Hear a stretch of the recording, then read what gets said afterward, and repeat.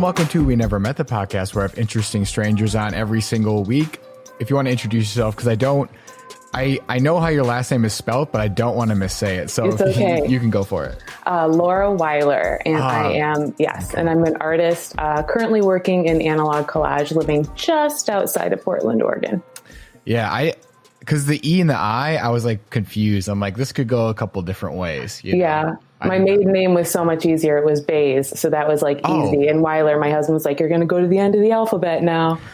Yeah, no, my fiance is sort of backwards of that because her last name is Hendry right now. My name's Kierkegaard, which is like a real tough name. So are you like, welcome to it? Welcome to the club. Yeah. He's like, get ready to be called Wheeler for the rest of your life. And it's totally true.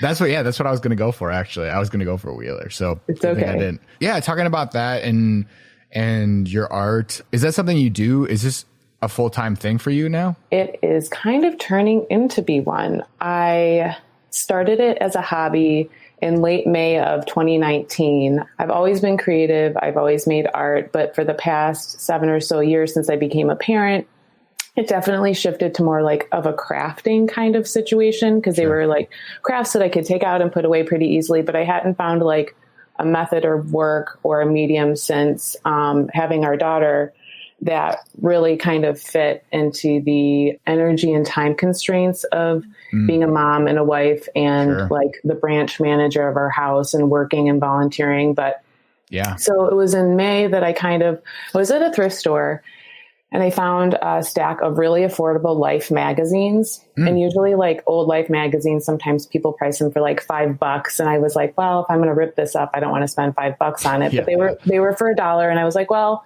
I guess I'll try collage. So I brought it home. My husband was in New York for a week for work and I had a lot of extra time on my hands. So I kind of just started experimenting with it. I think initially I thought, I loved it because it was accessible. It was affordable. I could do it in the evenings and it was really low pressure and fun, but it was turning out to be almost a little bit more challenging in a good way than I thought. So I kind of got addicted pretty quick. Yeah, I was going to say, because it's one of those art forms that you don't necessarily, and maybe it's because I'm not like hooked up in the collage realm, but like you don't see a lot of it these days, especially analog collage. Oh yeah. I like had no idea. I mean, I had played with collage, I'm sure like in elementary school. And then when I was in college, when I was experimenting with like some mixed media pieces, I would maybe interdisperse it, but I really hadn't thought too much about it. I've always loved old paper and I've actually been like collecting old paper for years, but for some reason I never thought about diving in. And I really just kind of still thought it was like for little kids and grandparents. I never viewed it as like medium or method of work that could be elevated. So I started doing some poking around on Instagram and I was like, hey, like, I feel like I could try this and be like this. Some people are doing some really incredible stuff that I literally had no idea about. It was like this totally new world opened up to me. I had no idea. I think there's like lots of communities on the internet, right? So I'm sure there's like a podcast community where like, oh my God, there's this huge collage community. So that was also a really big motivator to try to kind of start showing my work and getting some feedback. Yeah, because it's a really interesting form because it's cool in like multiple ways where a lot of people do have the preconceived notion of like what collaging is. You know, we get introduced to it at such a young age that your mind sort of shifts to that point when someone like brings it up. And it's cool to see your work because it's like amazing. And I'm like, you don't even know that you could, it sounds silly to say, but like you didn't even know that you could, or I didn't even know that it could be at this level. You know what I mean? That's the challenge. I like challenging myself is saying like, how can I take this medium or method of work that I've really grown to just seriously love and take it to a different place? It's challenging and it's super fun. And one of the reasons I love collage so much is that you can take a picture and you look at it or a piece of paper. It doesn't even have to be a photograph. And you ask yourself, like, how can I think of this differently? So it's like forcing yourself to have an automatic perspective shift and to be more flexible in your thinking. And that's something that I don't typically do well with in my like everyday regular life, being a flexible thinker. But this method of working with paper and how I view things with collage has really helped say like, okay, I can be flexible to the outcome of this collage. Like, where can I take this image that it hasn't been thought of?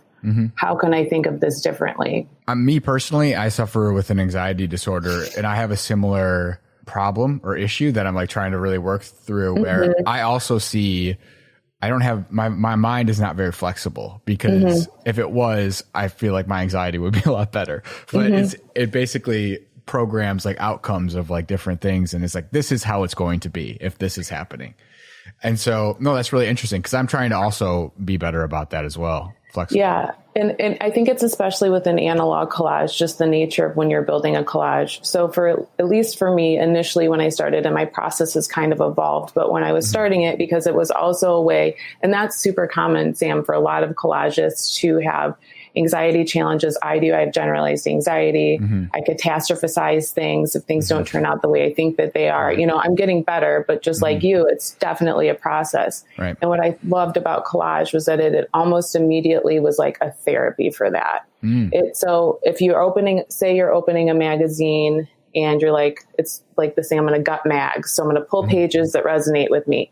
And so you're flipping magazines, which is a kind of therapeutic because it's super chill. And you're coming across images and you're getting ideas. But the fun thing is you start forming an idea like, maybe I could take this one place. I put this page aside, and then you keep looking through the magazine, and then you find a completely new image that takes that initial idea in a totally different direction. So it's this constant, like, kind of like choose your own adventure. Yeah. So when you start the process, I think sometimes you have a general idea of where it's going to go. But in the beginning, when I was first collaging and really just kind of like, I really just have to dive in and figure this out, I didn't have any ideas going into it necessarily. So that's kind of like, you have to be like, well, maybe I keep moving. Well, maybe I stop. So I don't know, that it helps a lot.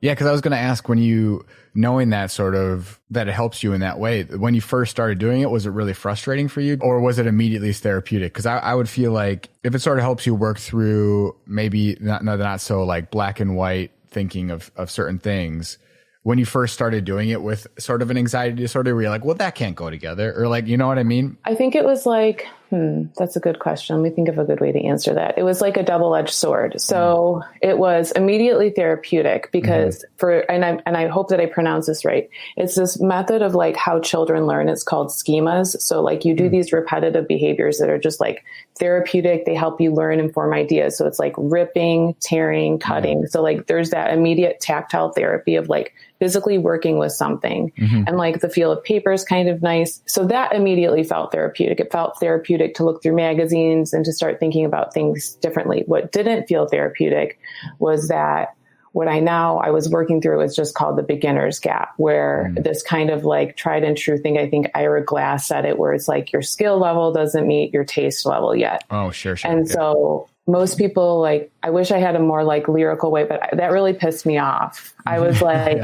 shit, I want to be, I don't know if I can swear on here, but I was like, I want to be better at, okay, great. Yeah. I was like, I want to be better at this. And I feel like I can be, but the only way to do that is just to keep showing up and making more collages, even when it's uncomfortable. Right. And it's like a joyful process, because with collage, there's a lot of like immediate gratification, because some days you sit down and you make a collage and it only takes you 5 minutes. Yeah. Sometimes it takes you 5 days to like work out an idea and find the right match or whatever. But so I think it's a double-edged sword. It's super therapeutic, but it also is just like continues to be hard to, but only if you challenge yourself, I feel like, which I try to continually do. Yeah, because I think that's a relatable point to a lot of people. Just it's why a lot of people, you know, we're coming up sort of on the new year when people start something or say they want to do something and they only do it for a couple weeks and then they're done, because they reach that point of like, this is not meeting my expectations of what I thought it should be. You know, my skill level is not as good as it should have been in 2 weeks. So then they just stop completely. And I think there's a lot of different artists who put it a lot of different really great ways. I think if you approach it, the way I kind of continually try to approach it is literally like playing with paper. Like if I approach it when I sit down to work, that I'm like, instead of saying I'm going to sit down and work, it was just it's like what their Coretta Kent has. It's like, oh gosh, I'll think of it. It's work and play. She has a really like great combination of it. But when you're sitting down and just trying to be, again, like light and airy about the outcome, you can work past those things. And as long as you know, and it takes a minute because you just have to be like, I kind of got to make a lot of crap to get to the good stuff. I have to practice a lot to figure out what I'm trying to say or how I can say it best or even what I want to say. I still don't know what I want to say half the time. Do you find that sort of while you're doing it is like sometimes when you're working on a piece, if you figure out like what you want to say, is it like, cause I've talked to artists before where they sort of like just start creating and they sort of don't remember doing it almost. And they just get to an end and they're like, oh, I drew a lion or something. Like I didn't even realize I was doing that. Does that happen to you when you create as well? Like maybe it's so therapeutic or just you're on this, like, I don't even know what to call it, but like you're just in this headspace where you don't even realize what you're doing until it's done. Yes and no. I think that like maybe with different mediums, I could see that happening more that I've worked within. But I think with collage, it is, again, it's like a happy medium of totally getting blissed out and zoned out and like meditating almost in a way while you're doing it, but also staying like cognitively pretty actively engaged because of the way the storytelling process goes and the way the kind of treasure hunt process goes when you're looking for source material or through source material with the analog collage. So it's meditative in the way that it feels good, but it also is a lot of, like I said, the choose your own adventure. You're trying to decide, like, does this piece work here? Does this piece work here? Does this collage end here? Or do I keep pushing? Do I feel like there's a better sample, a piece out there that could add to it, you know? So I don't know. Yeah, because I was going to ask, when you don't really know what you're trying to say or you don't really know where you're going with it, what makes you want to keep going and like finding that? Or is there points where you're just like, actually, nah, I don't want to keep going? I think the part, there's a lovely part about collage that the material kind of tells you what it wants to say. So it's kind of like, I was thinking about one of your questions you asked was whether photography and film tie into collage. And I really think that they do, especially within like photo montage or when I'm working with ephemera. So like, when I was doing art direction for film, you know, like I read about you work in film too, like a director or a client hands you a script or something, and they've like pretty much painted that picture for you. Like, this is the environment I want. This is the story I'm trying to tell.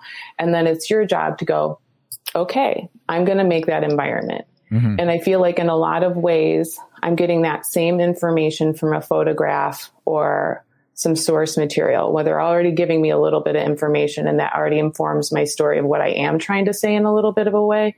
Does that kind of make sense? No, yeah, it does. Okay, cool. So even before you started doing this, you were in the film and photography realm. How long were you doing that for? Photography for a while. I started photography when I was in high school. I mean, I've always been a creative person, and that was one of your questions. Like, I am one of those people who have always just definitely felt like making art was where I felt like the most myself and like, you know, all of that kind of stuff. And it was always supported in my family. I feel very fortunate about that. I did photography in high school as like our photo editor. That really got me into, I think it was just a lot of composition, lighting, texture, the kind of visual storytelling where it wasn't challenging like painting, where I was like, God, I have to come up with this from scratch, or I have to look at that and paint this exact thing, which I could do, but I was like, maybe I wasn't feeling as fulfilled by. But when I saw photography, I was like, ooh, this is a medium that I could really get into. It encompasses a lot of the things that I love, which, like I just said, composition, lighting, and storytelling. And then when I was in high school, this is so embarrassing that this is the film that made me want to go into cinematography. It was Legends of the Fall. Do you remember that movie? Man. It's just this, it's a really beautiful scenic film. I think I want to take this a step further in storytelling and maybe try cinematography, which further encompassed what I loved about photography, which was composition, lighting, framing, and all of that kind of stuff. And I think I carry that into the collage realm. At least I think I do. And the things that I loved about cinematography and photography, I feel like I carry into collage, and same within art direction. Yeah, because I sort of felt the same way as you. I started doing video work in photography when I was in like elementary school. I used to have like a VHS camcorder. That's rad. That we would just film random videos on for fun. But it was like a way, because I never felt like I was good at drawing. I never felt like I was good at like painting and stuff, or good enough to be like, to want to keep doing it as a kid. But that was always something where I'm like, oh, I can use all that, the sort of philosophies and like thoughts behind other mediums, but like put it into a direction that I can actually do.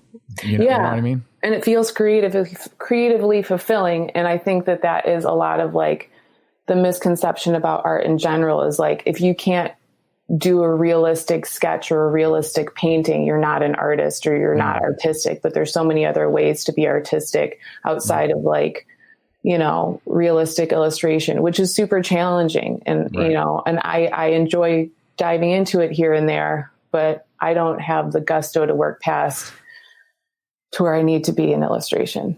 Yeah. Well, I also think like realistically, like the amount of people, like the percentage of the population that can actually realistically draw something is so tiny. It is. And I love abstract illustration because I feel like that's like, you know, so not that other art isn't feelings based, but I feel like it's leaves so much more leeway to how you could interpret feelings. And I have a lot of feelings. So. It's the same here. Yeah. So some of my favorite artists are more abstract or more cartoony even. Yeah. I like that sort of stuff as well. So when did it turn from like pursuing the sort of film and photography realm? When did that sort of, because do you do that still or no? No, okay. I haven't done that probably since the last film project I worked on was probably when I was in like my mid to late 20s, and I'm in my late 30s now. So no, I ended up going into floral design for a while. And then I was an art director at a salvage company in Chicago called Salvage One for a little bit. And then I actually ended up working with kids for the next about 10 years. And I stayed creative. I was still doing crafts a lot and still working on a lot of other kinds of art projects. So I guess it was probably when our daughter turned about 5 where I felt like I was like emerging from the fog a little bit. Sure. And I was kind of like, oh, nice to see everyone again. Like, hello. Yeah. I felt like I wanted to find a way to be creative that was a little bit more outside of my identity as a wife and a mom, and a little bit maybe more of finding what my creative voice sounded like now. And I think that's what led me to collage, is because, like I said, it was a medium that I could take out and put away every night. I thought at the beginning it was affordable. Now I'm like, maybe I spend more money on collage now. Sure. But I think it was probably, I had never intended it. I didn't really ever think it was going to become what it has become. I really, truly just thought it would stay a hobby and I would get kind of like another job doing something and just kind of maybe nurture this and grow this on the side. Yeah. So when COVID happened, and I guess even before COVID happened, this sounds maybe a little hippy dippy, but I was like, I'm just going to keep showing up and doing the work and trying to be a better collagist and keep connecting with people in the collage community and keep challenging myself. And like, whatever happens, universe, you tell me. Like, if people respond well on Instagram to my art, maybe then I'll try to think about doing this. Or people are interested in learning more about my process, maybe I'll think about doing a workshop. But I kind of waited for those things to organically happen. I wanted to dream, but not have these like crazy expectations about what it would be. Because even though I, have always been creative, I went to film school, like I've done all of these things, there's still a big part of trying to pursue something creatively for monetary purposes that feels super intimidating. Yeah. And even though I've been doing all this, there's still a tremendous amount of like imposter syndrome. So I think it wasn't probably until maybe about 7 or 8 months ago, I didn't even tell anyone I was collaging for like, no one in my personal life knew I was collaging. I just made this Instagram account secretly and started collaging. And then I think about 5 or 6 months after I started, I was like, oh, hey, everybody, I've been working on this. Like I was like this closeted collager. So is that why you use cut and place is a sort of like a placeholder basically? So you don't have to use your name? I just use it as a placeholder because I just thought that this was going to be a fun hobby. And I thought it was a fun Instagram name for a collage. It is. Yeah, it's a good one. Yeah. And then I was like, and I thought about changing at one point, but I ultimately hit the easy button because I felt like it fit. Yeah, no, it does. And I mean, I feel like, your process to get to where you are, I mean, it seems very organic, but it's because people are responding so positively to what you do. Because I mean, if you look at the stuff on your site or on your Instagram, I was honestly like blown away. I thought it was so excellent. So I can understand why it's going well, because I thought it was really, really great. I appreciate hearing that. It is a vulnerable thing to put your art out there. And I feel like even though I have been doing it for such a long time, I kind of keep waiting for it to get a little bit easier. And I think in some ways it does. And I think that it's easier to share your art when you're surrounded by fellow creative people who are excited about it too. And like other collagists and stuff like that. Yeah. Was there a specific piece that you created when you did start doing this that turned a corner for you and made it less of, I guess you can call it a hobby, and more of something that you were like actively interested in pursuing? To be honest, it stayed a hobby for such a long time, but I can say, I think there's just multiple pieces that it always happens. You always kind of have like one piece or two pieces that make a light bulb go off on your head. And I think that's a big part of the exploratory process. If you went through, I can tell you went through my gram. I think you can tell, like, if anyone, and you can do it on anybody's Collagist Instagram. It's really interesting because you can see the kind of where those light bulbs turn. And like, you know, if you're scrolling and you're like, oh, there she gets it a little bit more. All right, cool. And then a little further, you're like, oh no, now she understands how to frame something on Instagram, you know, or going a little bit more and like, oh, this is interesting. She started exploring this more and was figuring out this idea. Yeah. So I think that there's lots of times that happens. And that's the part I like about collage, is when I think, you know, if you hit an ebb and your ebb and flow and you kind of are like, well, I'm not done. I'm not going to create anything else, you know, good. Yeah. If you keep pushing and keep going, then you just hit another turn and you're like, whoa, I never thought about that before. So I think it happens a lot. I think maybe from your perspective, it's easy for you to see, but I think from someone who's not in like that environment, in that realm, like there's ones that I like for sure, like that, like for some reason speak to me more than other ones, but I don't think I could identify like the different ones that were like, oh, she's getting it more now, because I'm not in that like realm, you know what I mean? I would say when I started realizing, like, you'll see a lot of like antique newsprint in my work. So I've been carrying around this antique newsprint and old ephemera paper, like for like, I think it was 10 years. When I was working at Salvage One in Chicago, we would go to this junkyard salvage yard called Cooper's. And it was literally just a junkyard salvage yard. And I was climbing through the heaps one day and I found an old safe, and I opened this big old safe, and there was all of this paperwork from the Kimball Candy Company from like the late 1800s until like 1980. And I really love old things. And for some reason, because I think a lot of artists are like this, you're like, I have to have this. I must keep this. I have to have this, and I don't know what I'll use it for, but I'm going to buy it. And so I did.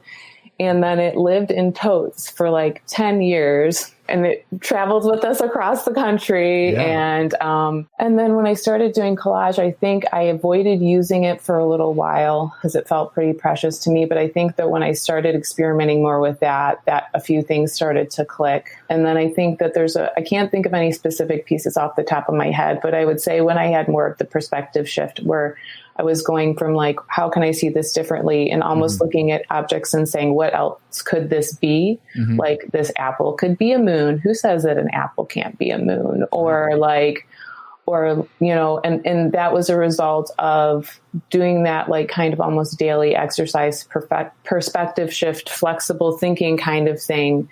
And also a result of just really looking at a lot of other collagist art and looking at a lot of like where collage came from and stuff like that. So I also did a lot of reading on creative process in the last year and a half. And I also have just tried to do a lot of my due diligence of finding out more about collage, just collage in general, like as a medium.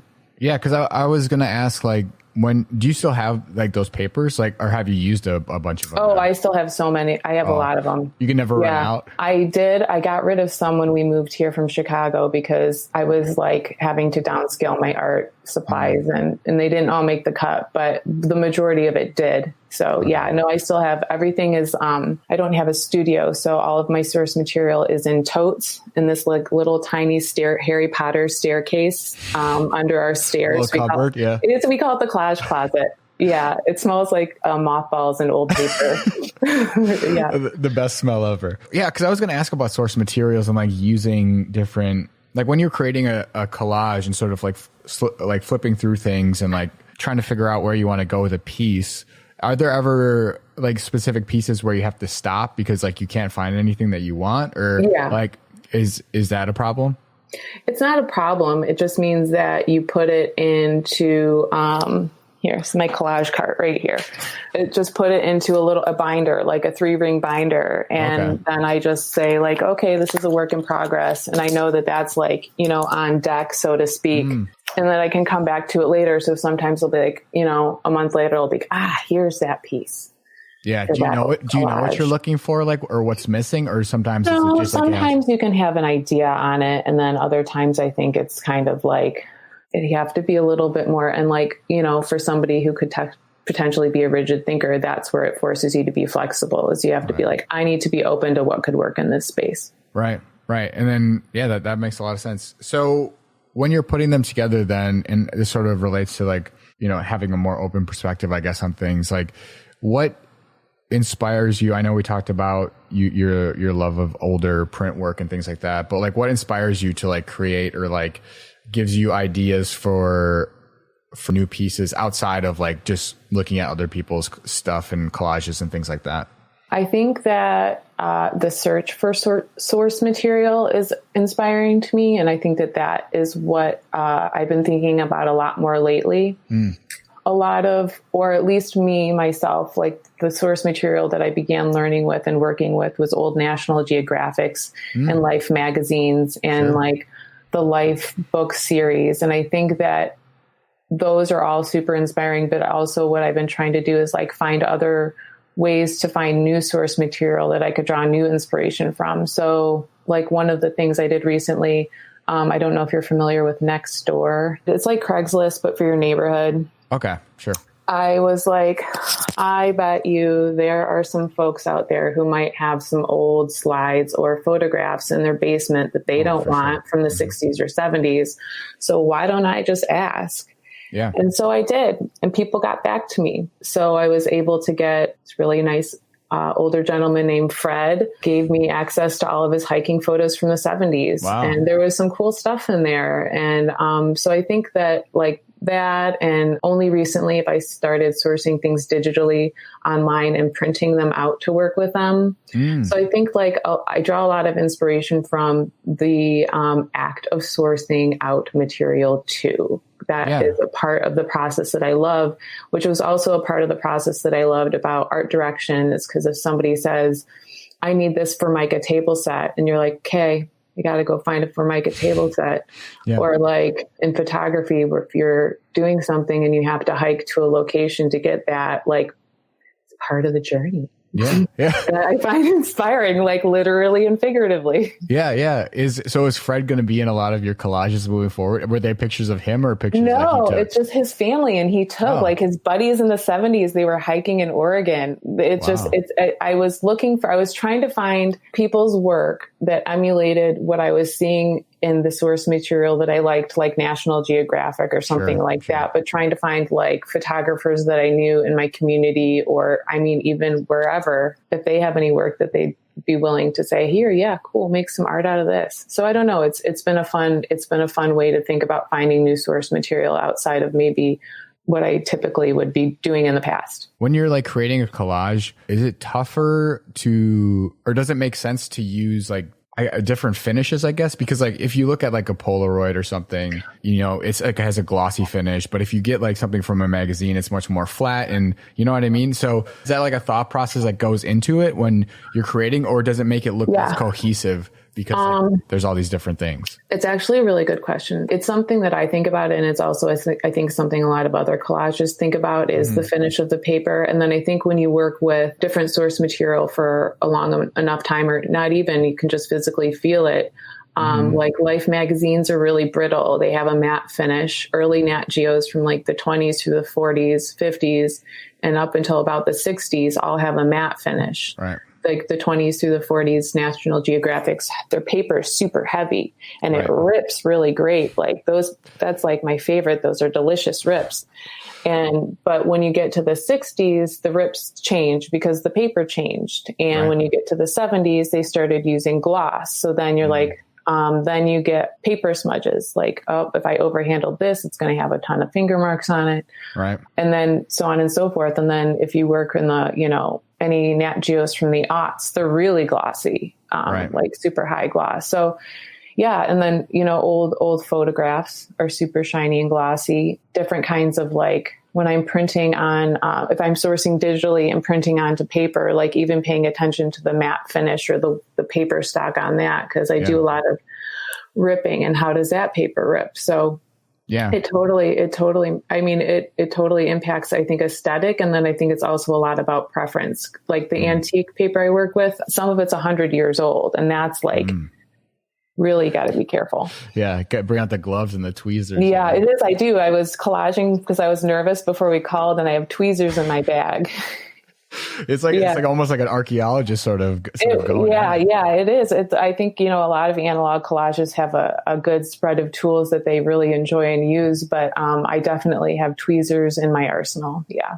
Yeah, because I mean, looking at your collages, they all look like very cohesive. It doesn't look like, it looks like this is possible that this was all together. Do you know what I mean? There's seams, but like you can't. They look seamless. Yeah, thank you. Yay. Cause that's my goal. I think that takes practice too. When I first started collaging, when you cut in a magazine, the natural pulp of that paper inside the magazine is white. And so sometimes if you put that next to it, you can see that white cut line, that paper that pops out. And in the beginning, I didn't know how to take care of that. I was like, oh, I guess this is just what it is. But my now friend, Adam, who is also a collagist, It Still Moves. He's really talented. He was like, let me tell you how to fix that.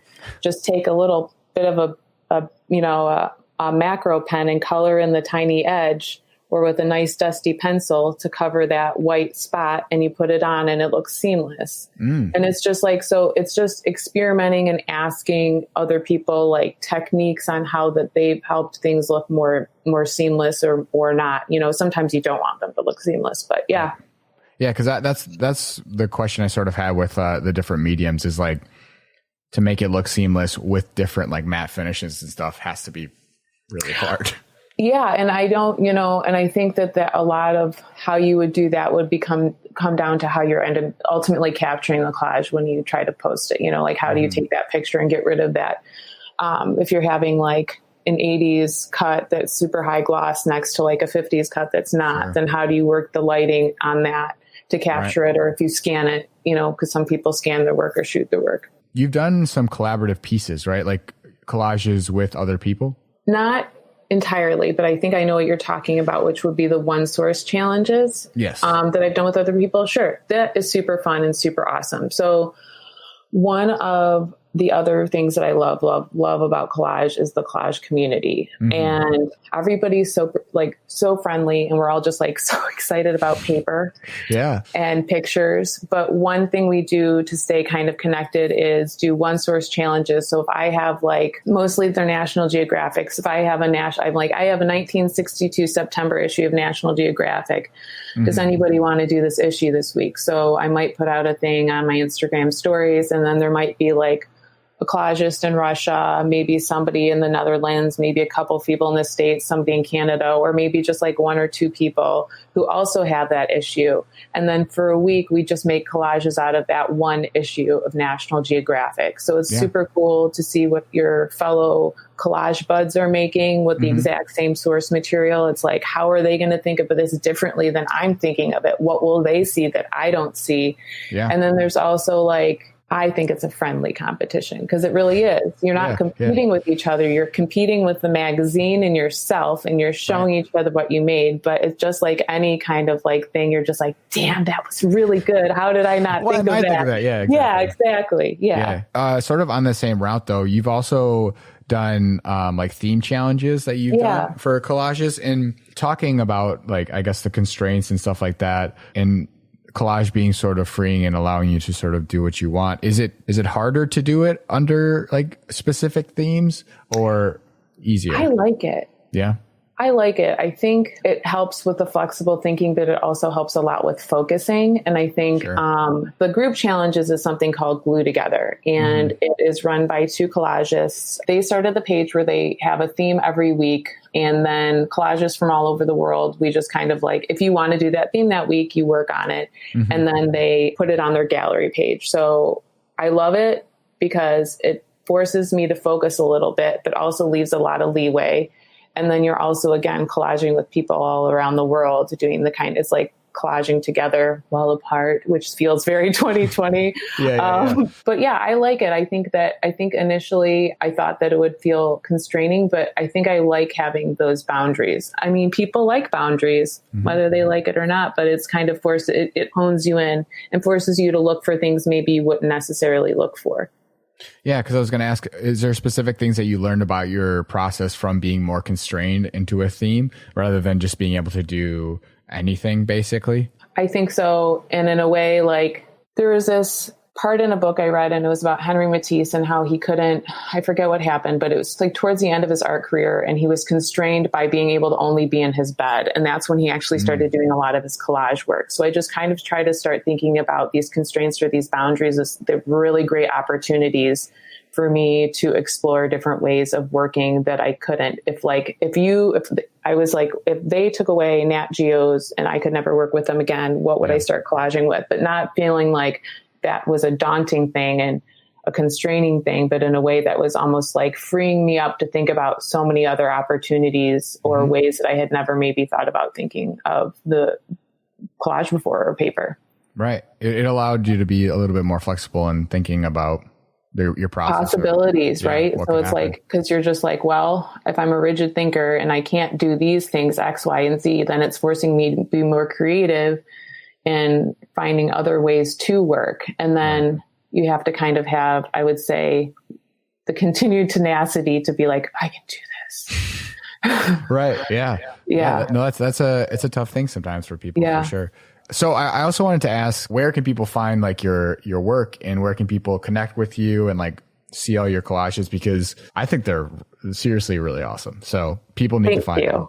Thank you. That's so, I love hearing that, of course, and I really appreciate you saying it. I realized I probably should have put cut and paste at my little bottom marker there. I'll put that in the video. Thanks in post.